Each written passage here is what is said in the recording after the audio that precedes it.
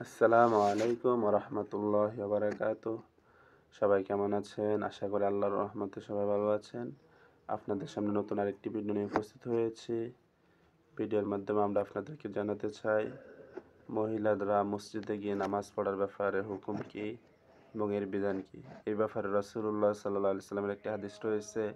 হাদিসটি আব্দুল্লাহ ইবনে ওমর রাদিয়াল্লাহু তাআলা আনহু বর্ণনা করেছেন। তিনি বলেন, ক্বালা রাসূলুল্লাহ সাল্লাল্লাহু আলাইহি ওয়াসাল্লাম, ইযা ইসতা'যানাত ইমরাআতু আহাদিকুম ইলাল মাসজিদি ফালা ইয়ামনা'নাহা।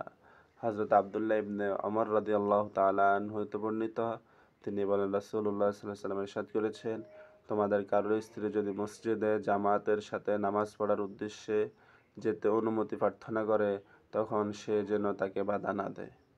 অর্থাৎ আমাদের স্ত্রীরা যদি বলে যে আমরা মসজিদে গিয়ে নামাজ পড়বো জামাতের সহিত, আমাদের কাছে যদি অনুমতি চায়, আমরা যেন বাধা না দেয়। মূলত এটা রাসূলুল্লাহ সাল্লাল্লাহু আলাইহি সাল্লামের যুগও ছিল মহিলারা জামাতের সহিত নামাজ পড়ার ব্যবস্থা।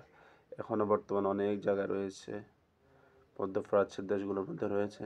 আমাদের দেশেও বিভিন্ন জায়গায় রয়েছে মহিলাদের জামাতের ব্যবস্থা করা। মসজিদগুলোর পাশাপাশি পুরুষের পাশাপাশি মহিলাদের জামাতের ব্যবস্থা আছে, কিন্তু আমাদের অনেক জায়গায় নাই। বিভিন্ন গ্রামাঞ্চলে এই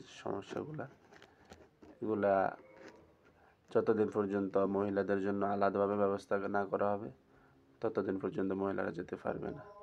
যদি মহিলাদের জন্য আলাদা নামাজের ব্যবস্থা করা হয়, আলাদা নামাজের জায়গা ব্যবস্থা করা হয়, তখন অবশ্যই মহিলারা মসজিদে এসে নামাজ জামাতের সহিত পড়তে পারবে, পূর্ণাঙ্গ পর্দার সহিত। এটা রাসূলুল্লাহ সাল্লাল্লাহু আলাইহি ওয়াসাল্লামের আদেশ রয়েছেন। এখন আমাদের গ্রামাঞ্চলে যে মসজিদগুলো, এগুলোর মধ্যে পুরুষের পিছনে নামাজ জামাত ধরবে এমন না। এটা মহিলাদের জন্য যদি আলাদা ব্যবস্থা করা হয়, তাহলে অবশ্যই তারা মসজিদে এসে নামাজ জামাতের সহিত পড়তে পারবে।